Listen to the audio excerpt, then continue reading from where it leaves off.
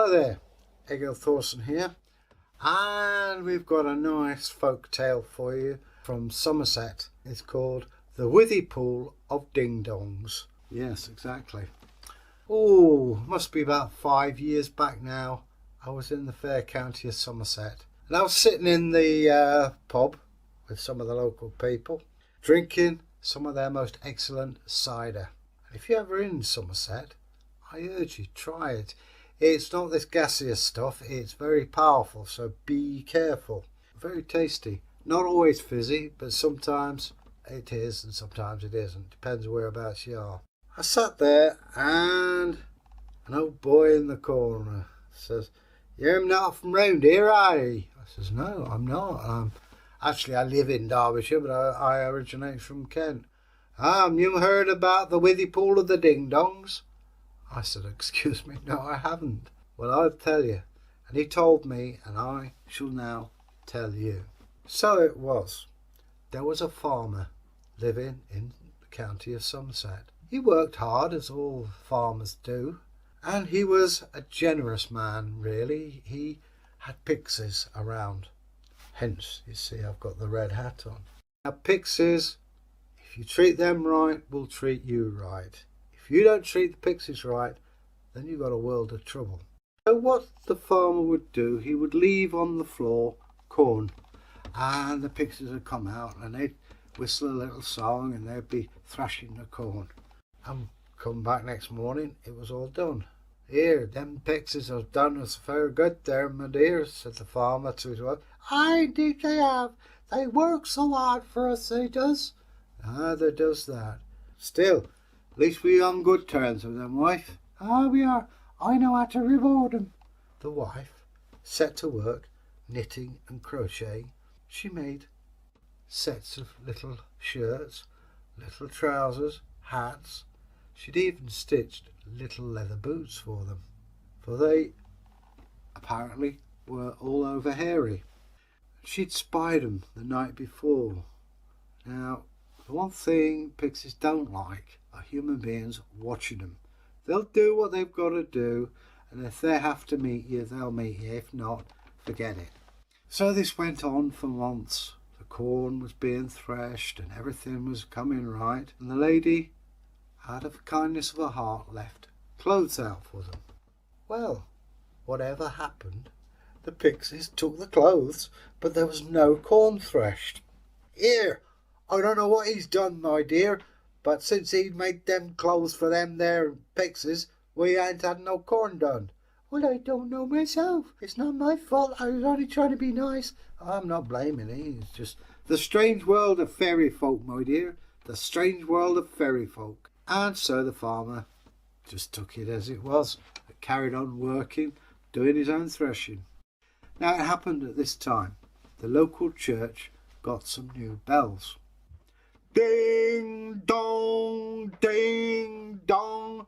Them do make a noise. "I know. Still, the vicar likes them." "Ah, but now, oh, there you go. There's been out we can do about it." Anyway, the bells summoned people to church as they still do today. Now the farmer sat in his barn threshing the corn when a little fellow appeared. "Oi!" "Who said that?" "Me!" And he looked down, and there was a little fella, red cap, white creamy shirt and brown trousers. "Here, can I borrow thy plough and horses?" "What do you want to do?" "I just need to borrow it. Can I do that?" "Ah," said the farmer, "I'd heard stories about how fake pixies treat their animals. Look, you've helped me out a lot of times, yeah? And so I suppose, yeah, go on then. I'll take a gamble with you. You've always treated me right, so there you go." "But what do you want it for?" "Well, them ding-dongs is making my head ache, and I wants to move my wife and little uns away from the ding-dongs. They do drive a man mad." "You got a point there," he says. "It is a bit of a noise. Wakes you up in the night and wakes you up in the morning. A bit of a pain, but vicar says he knows best." And so it was. You can borrow Esmeralda, my mare, young Stevie, the stallion, and the pixies borrowed the horses and the ploughs, and off they went. Farmer went in and sat by the fire. I let that pixie my ploughs and horses. You've done what? I says, I've lent it to them. Look, they've helped us out over the time. And one could turn to us and oh, I hope you knows what you're doing. You haven't been hitting the cider, have you? No, I have not, my dear, and I resent the fact you say so. Yeah? Listen, if somebody does you harm, you do them harm. If somebody does you good, you do it good too. Yeah? Well, I suppose so. Sounded a bit Irish then. Still, never mind. And so it was. 3 days and 3 nights the horses and plough were missing. And on the 4th day the farmer went into the barn to thresh the corn. And there, the horses, they looked like sprightly 2-year-olds. Coats were shiny, their eyes were bright, and they were frisky. Wow! And the plough was so shiny and new. The pixies were as good as their word. And here's the moral. You treat the fairy folk right and they'll treat you right. Disrespect them and they will disrespect you. Well, that's my story. And if you believe it, fine. If you don't, then fine. Just drink your cider and be happy. So that's my story.